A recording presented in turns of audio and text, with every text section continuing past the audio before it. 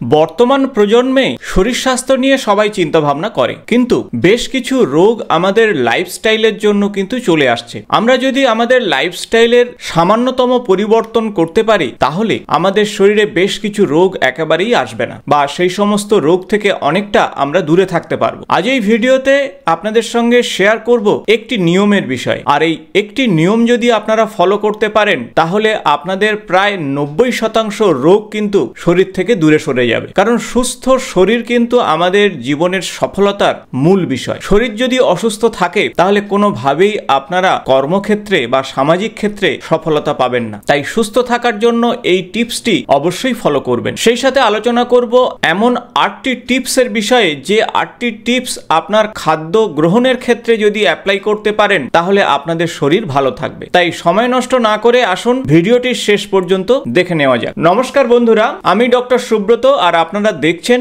আপনাদেরই প্রিয় channel Subrata health. চ্যানেলে যারা নতুন, তারা অবশ্যই চ্যানেলটি সাবস্ক্রাইব করে দেবেন, পাশে থাকা বেল বটনটি প্রেস করবেন, এবং ভিডিও ভালো লাগলে বন্ধুদের সঙ্গে অবশ্যই শেয়ার করবেন। আমাদের সুস্থ থাকার জন্য খাদ্য গ্রহণ করা অত্যন্ত জরুরি, কারণ খাদ্য থেকেই কিন্তু মূলত পুষ্টি আসে, আর পুষ্টি যদি সঠিকভাবে না আসে, তাহলে কিন্তু আমাদের শরীর স্বাস্থ্য খারাপ হতে পারে। আমাদের শরীরের প্রয়োজনের অতিরিক্ত খাদ্য উপাদান যদি চলে আসে শরীরে, তাহলে সেগুলো কিন্তু হিতে বিপরীত হতে পারে। যেমন অতিরিক্ত কার্বোহাইড্রেট যদি আমরা খাই, তাহলে সেই কার্বোহাইড্রেট ফ্যাটে ট্রান্সফার হবে, এমনকি টাইপ 2 ডায়াবেটিসের সমস্যা চলে আসবে, ওজন বৃদ্ধি পাবে। অতিরিক্ত ফ্যাট যদি আমরা খেয়ে ফেলি, সেক্ষেত্রেও কিন্তু আমাদের শরীরে ট্রাইগ্লিসারাইড, কোলেস্টেরলের মাত্রা বাড়তে থাকবে, আর এজন্য আমাদের আর্টারির মধ্যে ব্লকেজ চলে আসবে, কার্ডিয়াক প্রবলেম, হার্ট অ্যাটাকের মতন সমস্যা চলে আসবে। তাই কোনো কিছুই অতিরিক্ত ভালো নয়। আর এই সমস্ত খাদ্য পাচিত হয় আমাদের শরীরের পৌষ্টিক তন্ত্রে, অর্থাৎ ডাইজেস্টিভ সিস্টেমে। সঠিকভাবে খাদ্য গ্রহণ এবং সঠিকভাবে সেই খাদ্য পাচন হওয়া অত্যন্ত জরুরি, কারণ পাচিত খাদ্য থেকে আমাদের শরীর নিউট্রিয়েন্টস বা পুষ্টি উপাদান শোষণ করে। তাহলে সব থেকে গুরুত্বপূর্ণ বিষয় হলো ডাইজেশন, এবং সেই সাথে যে খাদ্য গ্রহণ করছেন সেই খাদ্যের উপাদান। প্রথমে আসবো ডাইজেশনের বিষয়ে। আমাদের ডাইজেস্টিভ সিস্টেম সবসময় ওয়ার্ক করে, অর্থাৎ কাজ করে। তাকে যদি বিশ্রাম না দেওয়া হয়, তাহলে কিন্তু সে একটা সময় ক্লান্ত হয়ে যাবে এবং ডাইজেস্টিভ সিস্টেম ঠিকভাবে কাজ করবে না। আর সেজন্য আপনারা সারাদিন যা খাচ্ছেন, তার প্রকৃত নিউট্রিশন বা পুষ্টি আপনাদের শরীরে যাবে না। তাই খাদ্য গ্রহণ শুরু করা এবং শেষ করার বিষয়ে আয়ুর্বেদ শাস্ত্র একটি নিয়মের কথা বলছে। আমাদের শরীরে অগ্নি, পিত্ত এবং বাত, এই 3টি বিষয়ের সঙ্গে একটি সামঞ্জস্য বিধান করা অত্যন্ত জরুরি। আমাদের শরীরে অগ্নি যদি ঠিক না থাকে, অর্থাৎ জঠরাগ্নি যদি ঠিক না থাকে, তাহলে খাদ্য সঠিকভাবে ডাইজেস্ট হবে না বা হজম হবে না। আর সেজন্য আয়ুর্বেদ শাস্ত্র বলছে যে যা আপনার খাদ্যের চাহিদা, সেই চাহিদার থেকে একটু কম খান।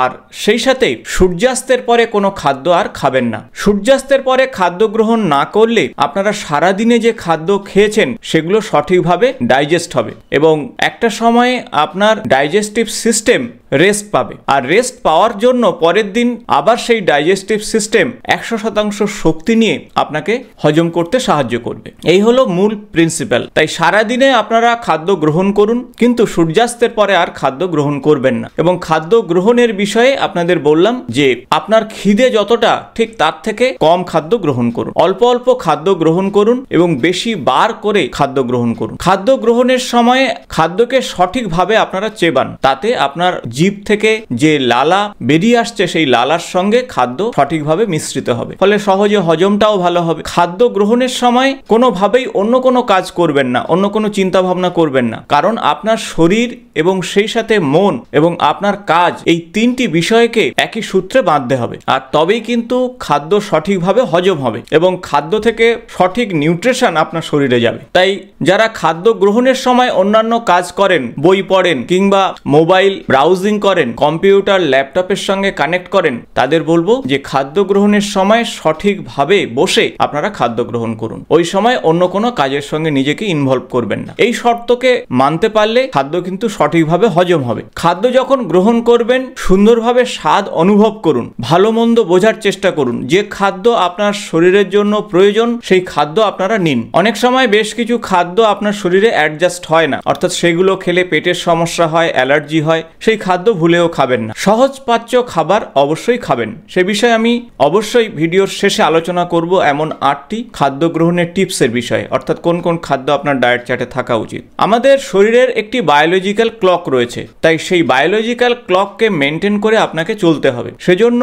অধিক রাত্রিতে আপনারা ভুরিভোজ করবেন না, অর্থাৎ অধিক তেল মশলাযুক্ত খাদ্য বা প্রচুর পরিমাণে খাওয়া এগুলো একেবারেই করবেন না। তাতে কিন্তু আপনার শরীর স্বাস্থ্য ভালো থাকার পরিবর্তে অসুস্থ হয়ে পড়বেন। যত শীঘ্রই সন্ধ্যার আগে খাদ্য গ্রহণ করার চেষ্টা করুন, যদিও এটি মানা খুবই কঠিন, কারণ অনেকে কাজকর্ম সেরে বাড়িতে ফিরতে অনেক দেরি হয়। সেক্ষেত্রে বলবো যতটা সময় বাঁচে সেইভাবে আপনারা বাঁচিয়ে চলুন। অফিস থেকে ফিরে ফ্রেশ হয়ে তাড়াতাড়ি খেয়ে অন্তত আধ ঘন্টা পায়চারি করার পরে ঘুমিয়ে পড়ুন আর সকাল সকাল ওঠার চেষ্টা করুন। তবে কোনোভাবেই যদি আপনাদের ঘুম 7 থেকে 8 ঘন্টার কম হয় তাহলে কিন্তু শারীরিক সমস্যা তৈরি হবে, কারণ আমাদের শরীরে ঘুমেরও প্রয়োজন। অতিরিক্ত অ্যাংজাইটি, ঘুম না হওয়া এগুলো কিন্তু শরীর স্বাস্থ্যের উপরে প্রভাব ফেলবে, পাশাপাশি ডাইজেস্টিভ সিস্টেমের উপরেও প্রভাব ফেলবে। তাই শরীরকে সুস্থ রাখতে শুধু খাদ্য গ্রহণ নয়, পাশাপাশি আমাদের মনকেও ঠিক রাখতে হবে। মানসিক চঞ্চলতা, দুশ্চিন্তাও আমাদের ডাইজেস্টিভ সিস্টেমের উপর প্রভাব ফেলে। তাই সেজন্য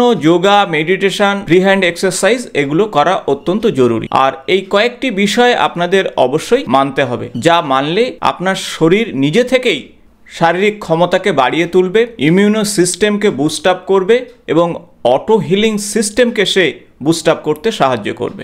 এছাড়া আপনার যতটা পরিমাণ খাদ্যের প্রয়োজন, অর্থাৎ আপনার কাজের উপরে নির্ভর করবে, সেই অনুযায়ী ক্যালোরি আপনাকে খেতে হবে এবং খাদ্যের জন্য একটি নির্দিষ্ট ডায়েট চার্ট অবশ্যই বানিয়ে ফেলুন। একাধ দিন ভুরিভোজ হতেই পারে, কিন্তু সেটি যেন মাসে বেশিরভাগ দিন না হয়, এই বিষয়টি খেয়াল রাখুন। হেলদি ডায়েট টিপসের ক্ষেত্রে প্রথমত বলবো খাদ্য তালিকাতে ফাইবার রিচ কম্পাউন্ড রাখুন, যে সমস্ত খাদ্যের মধ্যে ভালো ফাইবার রয়েছে। ডায়েট চার্টে আপনাদের অবশ্যই রাখতে হবে ভেজিটেবল এবং ফ্রুট। যদি আপনারা রুটি খান তাহলে জব, গম এবং অন্যান্য যে সমস্ত দানাশস্য আটা তৈরি হয় একসঙ্গে মিশিয়ে হোল গ্রেন আটা তৈরি করুন, বা বাজার থেকে হোল গ্রেন আটা কিনুন এবং তার রুটি খান। ভাত যদি খান সেক্ষেত্রে বলবো যে প্রোটিনের চাহিদার জন্য অবশ্যই ডায়েট চার্টে মাছ রাখুন। যারা মাছ খান না তারা তোফু অর্থাৎ সোয়াবিনের তৈরি দুধ এবং দুধ থেকে তৈরি যে পনির, সেই পনির রাখতে পারেন। সামুদ্রিক মাছ রাখার জন্য